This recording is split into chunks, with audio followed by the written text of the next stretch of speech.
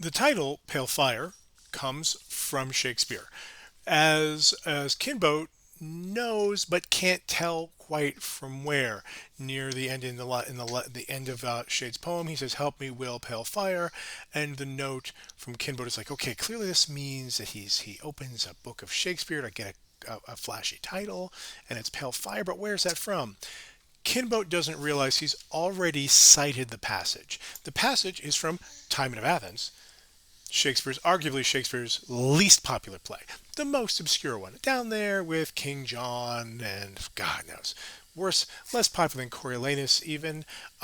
Fortunately, I happen to have a copy here in my office behind me, among the many editions of Shakespeare I have behind me. Is here is how it's rendered. Here's how it's rendered.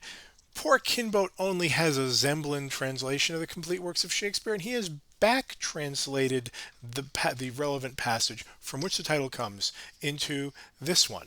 The sun is a thief. She lures the sea and robs it. The moon is a thief. He steals his silvery light from the sun. The sea is a thief.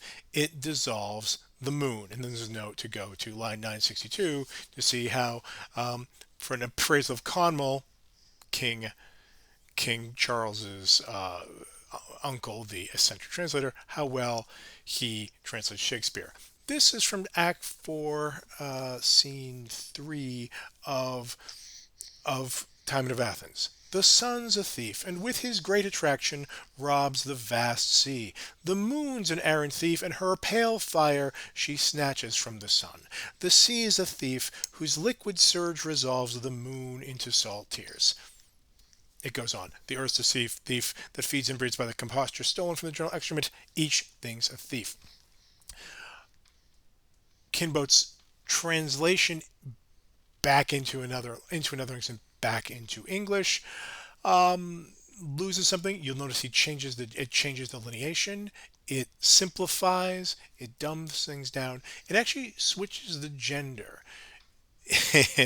For Shakespeare, the sun's a he and the moon's a she. For Conmel slash Kinbote, this it's the moon that's a he, that steals his silvery light. He steals his silvery light from the sun, and the sun is feminized. He's reversed to the genders of the sun and the moon. But pale fire has been turned into silvery light. I want to talk about a few things here. The question of translation and back translation is important for an emigre author who is trilingual, but who also who had left basically half of his literary career behind him, the first the first 2 decades of his literary career behind him in another language that most of his new compatriots did not speak. So there is that problem.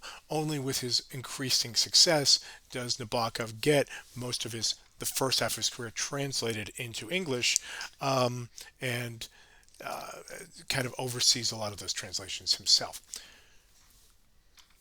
But really, here you also see Nabokov believes in precision. Pale fire becomes silvery light, and man, that is so much worse.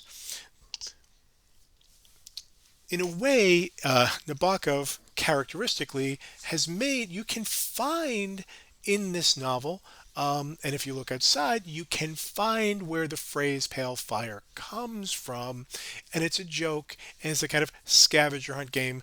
If you don't like my scavenger hunts, it's okay not to like my scavengers. This book itself kind of is a scavenger hunt. You can find it in the least well-known, most abstruse Shakespeare play he could find, but it's also a central image. The moon's an errant thief that steals her pale fire from the sun. The moon here is stealing and transforming the light. This is correct. Yes.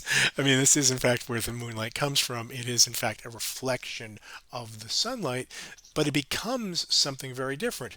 Maybe moonlight is, we can think about moonlight as an image, but if you think here as reflection as a transformation, as a change, which doesn't just lose value, The back translation here is just translation is lost, where you just lose the intensity, the specificity, the value. You make it less art. You make it less poetic, less beautiful. You make it less worthwhile and powerful as literature. But the image of the moon stealing pale fire from the sun is an image of transformation, where there is an aesthetic gain, where something is added, where something is beautiful in a different way. Looking at the moon and looking at the sun are different experiences, and there's space for both of them.